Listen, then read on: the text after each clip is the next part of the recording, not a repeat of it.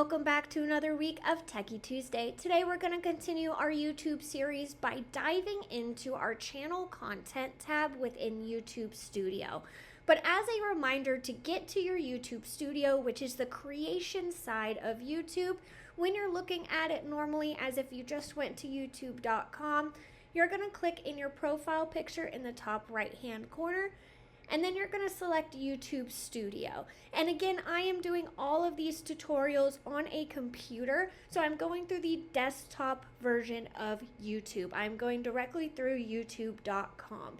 We will do a video on the YouTube Studio mobile, but for right now, we are focused on doing this through the computer. Once you are actually in YouTube Studio, you're going to want to navigate to the Content tab. This is going to be the storage area for everything that you have posted or drafted. So when we're looking over into here, we're going to see all sorts of different tabs. I'm going to come back and talk about inspiration, but typically this will default you into videos. So these are going to be normal videos that you are posting, just as if you were going to watch a video on YouTube. But when we're looking here, you are going to see each video is going to have its own little section, and then we can manipulate that video from within its section. So our first thing when we hover over is the edit pencil. This is going to pull up the details. So that's going to be our title, our caption, what visibility we have the video set to. We can also get a direct link to the video from here, as well as change things like the thumbnail, the audience, the playlist that it's in. So any of the actual video details can be edited here. You can see after I've clicked on one of those options, I see all of these things pop up as well. So with analytics, this is how we can actually see the performance of this specific video and how well it is doing. We can come to editor if there is something about this video we need to fix. If we need to blur something out, maybe we accidentally put some of our contact information on a part of the video, or we need to trim the ending or add a non-copyrighted sound to this video. We do have a limited amount of editing that we can do directly here within YouTube Studio. We're not going to dive too deep into that. We're just focused on the overall of channel content, but just know it is something that is possible right here.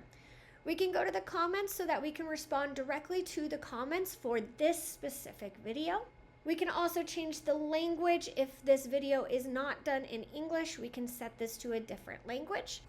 We'll also be able to see under copyright if your video has been approved in terms of the sound. If you have any issues with your copyright, you can tell right here. And then under clips, this is actually something really neat. It's going to help you, like it says here, expand your reach by letting you clip this video up and post just little clips of your video. When you're working with these clips, YouTube also has an AI feature that will help you select the best clips from your video in order to utilize those further. Also, what's great with YouTube Studio is that they are wonderful about leading you to direct tutorials for any of these sections that you're in. So if you are in something you have not utilized before, click the Learn More option and it is going to take you to typically a step-by-step help article on how to actually use that section effectively. Again, you can always click this question mark right here to access help, or you can also click the Ask Studio button and have it assist you throughout this process as well.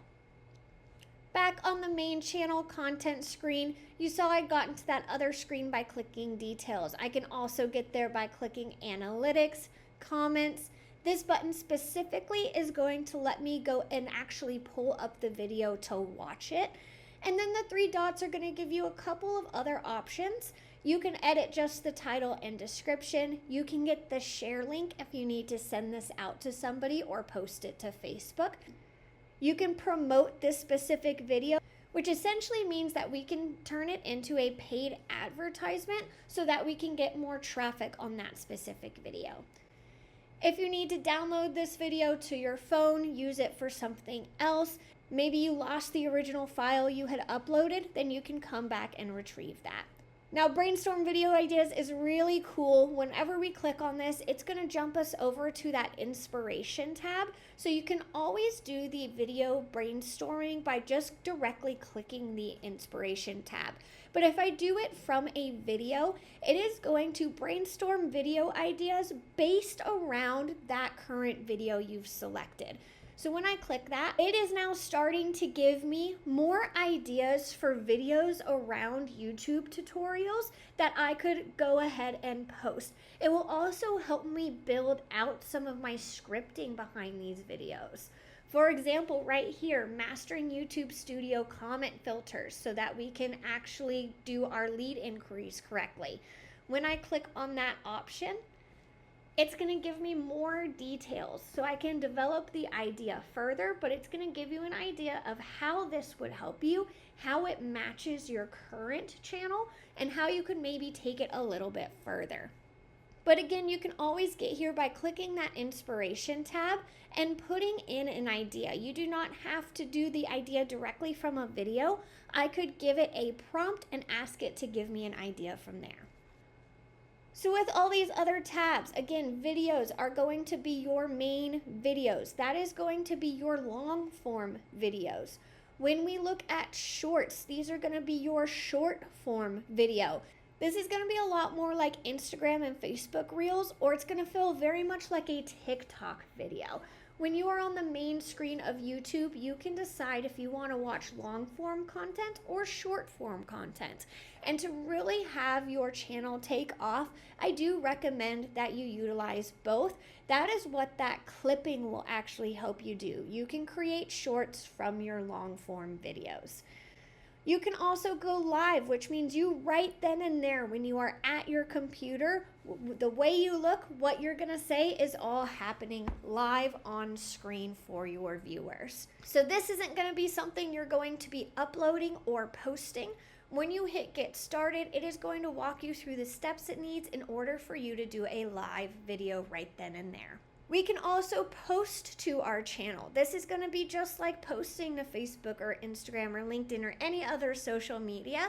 We are creating a stagnant post, typically a text post with some information in it. So if I wanted to elaborate on something in my video or add additional resources about something I'm discussing, I could potentially create a post around that. We utilize playlists a lot. This lets you put all of your videos on your channel into a category. That way we are able to sort them out and your viewer doesn't have to search through. For example, we have about 250 videos on here. This way our agents, when they need help, do not have to search through all the videos. They can go to our playlist to find the topic. And so example, under AI, we have 4 different videos that discuss something in relation to AI. So you can create these playlists. So again, it makes searching for things for your viewers a whole lot easier. And then we have our podcast section, which again is going to be a little bit different than our video section. If you are utilizing a podcast format for your video, I recommend you upload it as a podcast rather than as a video. This has to do with some back-end settings and the way you can connect this to other applications such as Spotify or Apple Music so that your podcast can end up there while you do a little bit less work to get that done.